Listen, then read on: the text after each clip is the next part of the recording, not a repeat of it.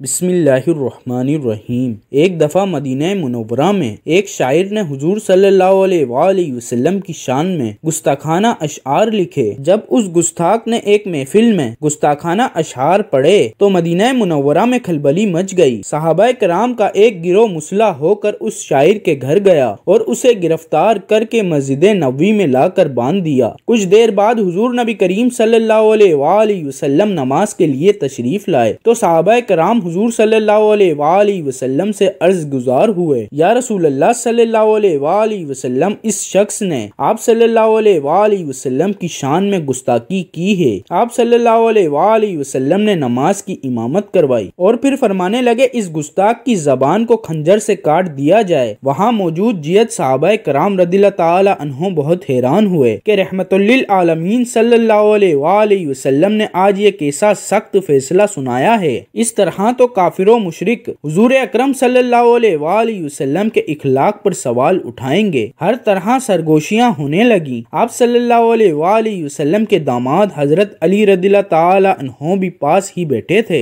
हुजूर अकरम सल्लल्लाहु अलैहि वसल्लम हजरत अली रदियल्लाहु ताला अन्हु से फरमाने लगे, ए अली, उस शख्स को ले जाओ और तुम उसकी जबान काट दो। हजरत अली रदियल्लाहु ताला अन्हु ने अपने गुलाम को हुक्म दिया कि ऊंट को तैयार करो। उस ऊंट पर बांधे हुए हाथों के साथ शायर को बिठाया और उसे दूर ले गए। हजरत अली रदियल्लाहु ताला अन्हु ने कुछ दूर ले जाकर उस शायर के हाथ खोले और उसे 500 दिरहम देकर कहा, जाओ तुम आजाद हो। वो गुस्ताख शायर हजरत अली रदियल्लाहु ताला अन्हु की तरफ हैरानी से देखने लगा और कहने लगा कि आपको तो आपके नबी ने कुछ और हुक्म दिया था। हजरत अली रदियल्लाहु ताला अन्हु फरमाने लगे, मुझे खैरुल अंबिया ने जो हुक्म दिया था मैं एन उसी पर अमल कर रहा हूँ। वो शायर बहुत मुतासिर हुआ कि ये कैसा हिकमत से भरा फैसला था मुसलमानों के नबी का। कुछ लोगों ने जब दूर से देखा कि हजरत अली रदियल्लाहु ताला अन्हु ने शायर को उसकी जबान काटे बगैर ही आजाद कर दिया है तो वो आपस में बातें करने लगे कि हजरत अली रदियल्लाहु ताला अन्हु ने रसूलुल्लाह सल्लल्लाहु अलैहि वसल्लम के हुक्म के खिलाफ काम कर दिया है। वो सब लोग नबी करीम सल्लल्लाहु अलैहि वसल्लम के पास शिकायत लेकर पहुँच गए। ए मोहम्मद सल्लल्लाहु अलैहि वसल्लम, हजरत अली रदियल्लाहु ताला अन्हु ने तो उस गुस्ताखी करने वाले शायर को 500 दिरहम देकर आजाद कर दिया है। जब हुजूर सल्लल्लाहु अलैहि वसल्लम ने उन लोगों की जबान पर शिकायत के अल्फाज सुने तो फरमाने लगे कि तुम मेरी बात को नहीं समझ सके।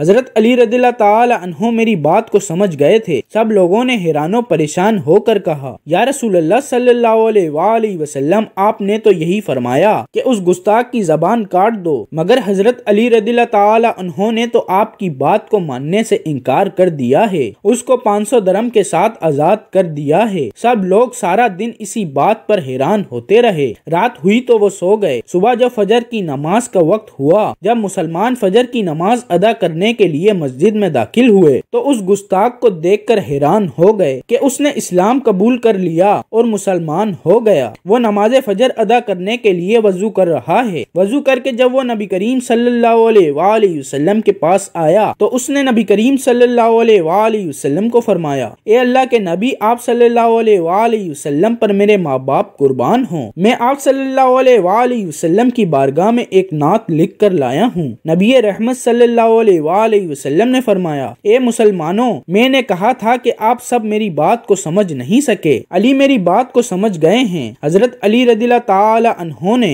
इस गुस्ताख की गुस्ताखी वाली जबान को काट कर रसूल अकरम सल्लल्लाहु अलैहि वसल्लम की नात पेश करने वाली जबान में बदल दिया था। सुभान अल्लाह।